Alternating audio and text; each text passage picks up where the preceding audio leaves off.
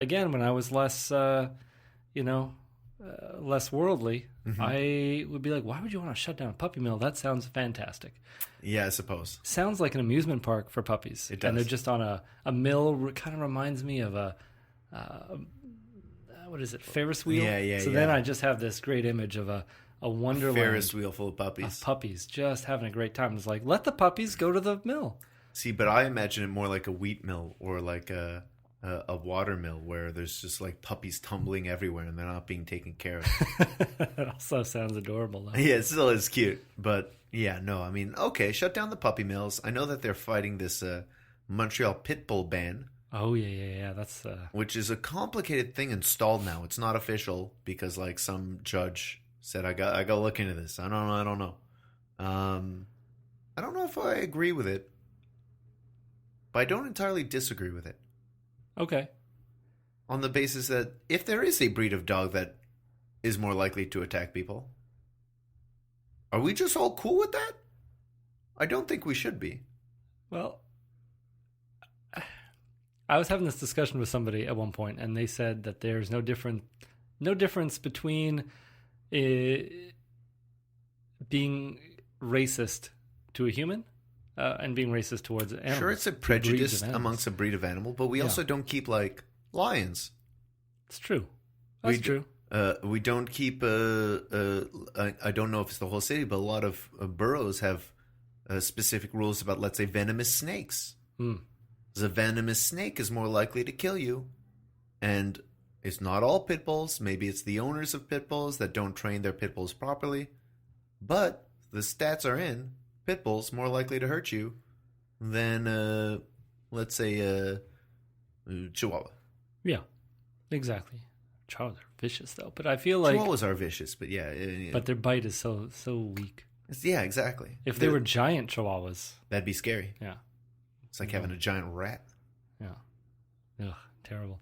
I'm trying to think, though.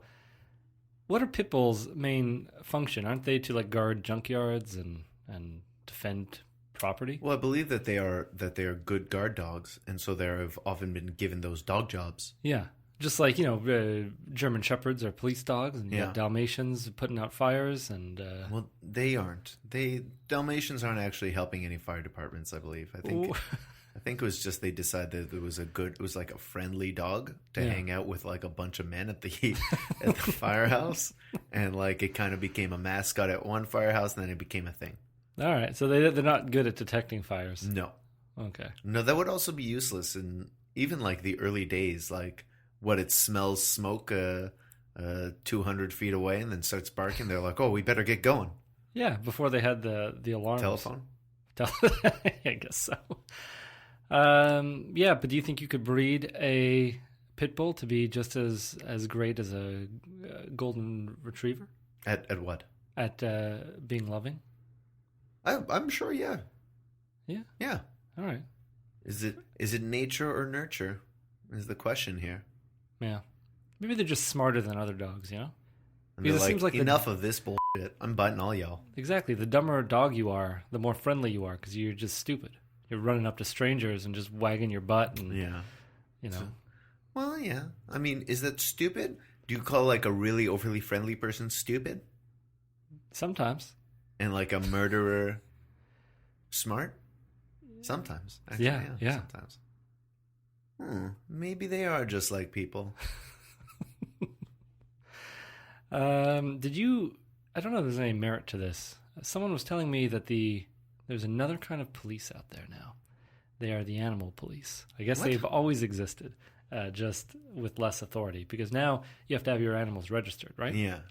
Now, there's this group who's able to go and make sure your animals are registered. They'll ask for the proof out on the street. Sure. But someone was saying that they can even go into your backyards, even knock on your door. If you answer and they suspect there's an animal inside and you're lying, they can just walk right in. No, I can't imagine that. And I argued it because I was like, if the police can't even do that, they need a warrant. You can't just be right. I think you got a dog in there. I'm going to go in and, rules be. You at that point, you would say, no, you may not. You may go get a police warrant. Yeah. And that seems crazy. Get a police warrant to find out if there's a dog in there? Oh, it's crazy. I could go on with this because there's all this like pet licensing stuff. You gotta get like $100 or $120 license for any pet you have. There's in this new pit bull law, there's a bunch of little extra things like if you do have pit bulls, you can't have more than 2. If you have dogs, you can't have more than 3 in total dogs. If you have pets, you can't have more than 5. And I was like, well, wait a second. I can't have like 8 fish?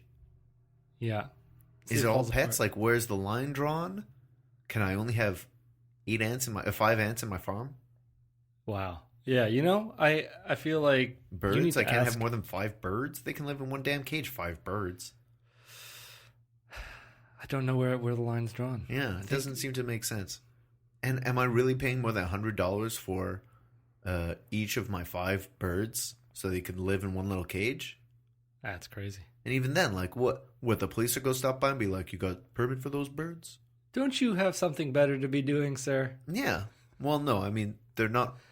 They do. They probably do, but they're not wrong for checking up on your bird situation. Checking on all the laws, breaking the laws, breaking the laws. It used to be illegal to dance in some towns. Pretty sure that was only Footloose. Well, Footloose was based on real life events. Yeah. Yeah. Anyway, I don't know. Maybe. Yeah, I don't know. It's crazy. And then there was a woman who got fined for not having her dog registered in the town that she was walking it. Yeah, that's she had it registered. It was registered. She crossed the threshold. Yeah, she crossed the municipal border and got that. I would fight that fine. I would never pay that fine. Sick my dog on him. Yeah. If I'm gonna get a fine, I'm gonna earn it. Yeah.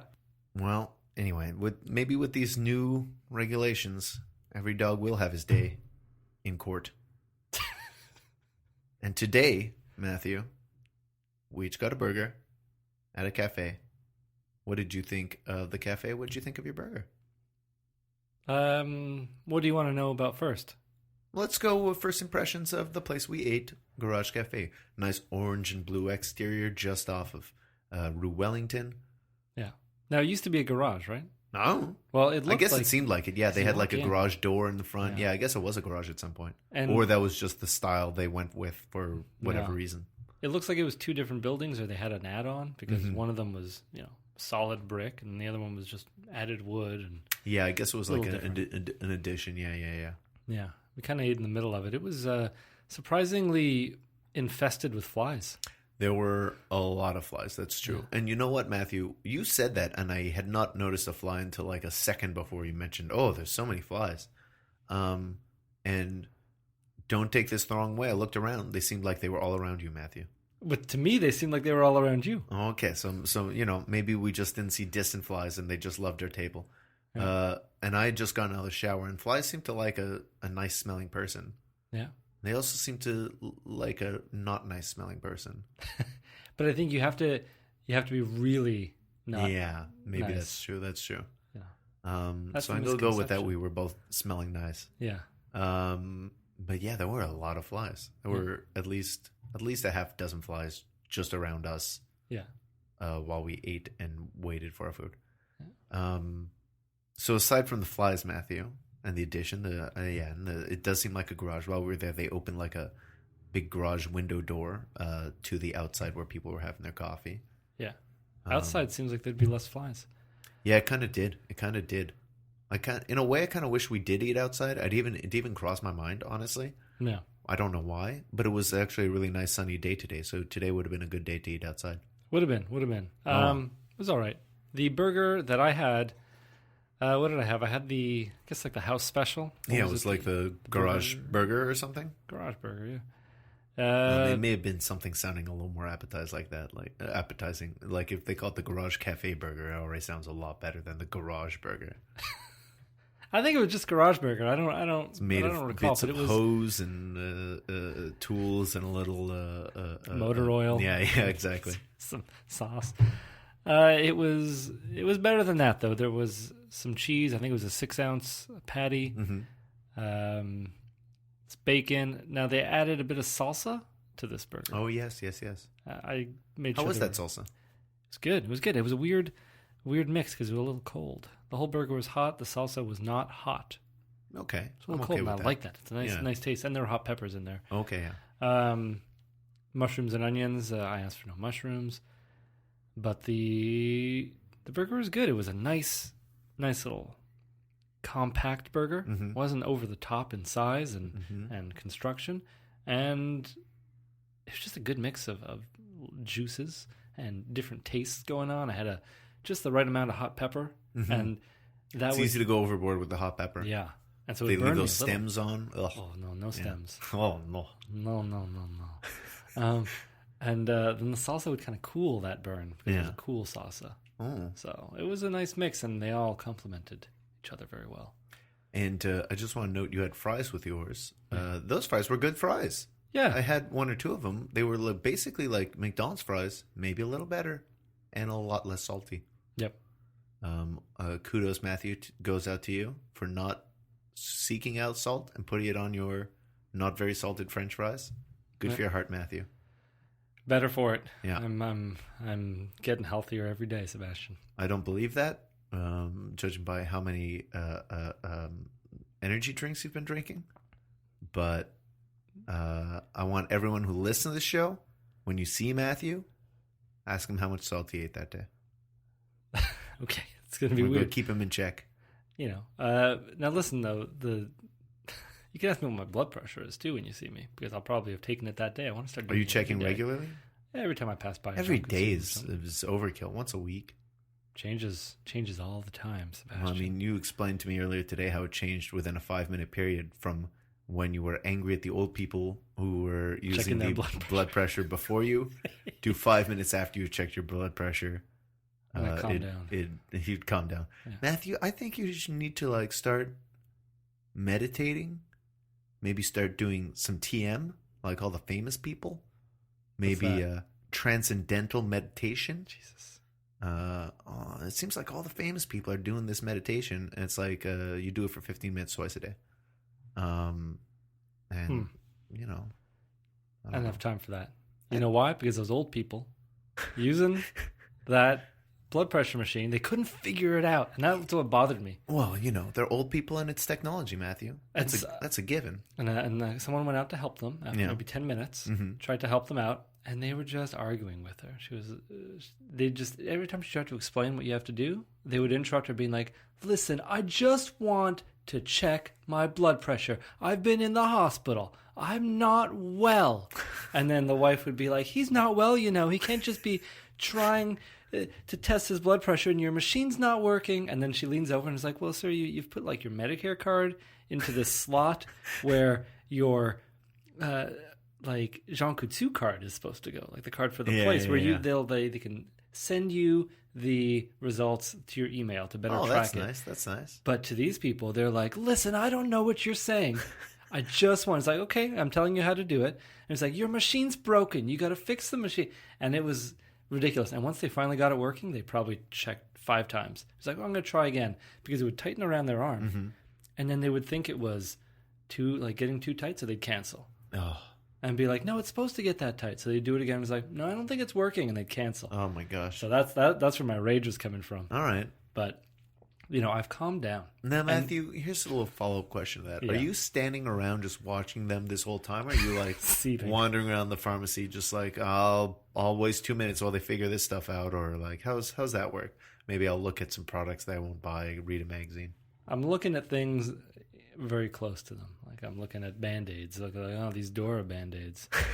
Dora the Explorer, some SpongeBob. They're still using that machine. And then and then eventually, I'd walk around the building because I'm going to walk around, I'll come back, and they'll be gone. I was there for 20 minutes waiting. Do you remember on Family Matters when Carl Winslow had high blood pressure? Well, it's that Urkel kid. Yeah. Now, do you remember what his doctor told him to do? No. I don't remember exactly what the rhyme was, but it was a counting thing. 1, 2, 3, 4, what am I so mad for? 5, 6, 7, 8,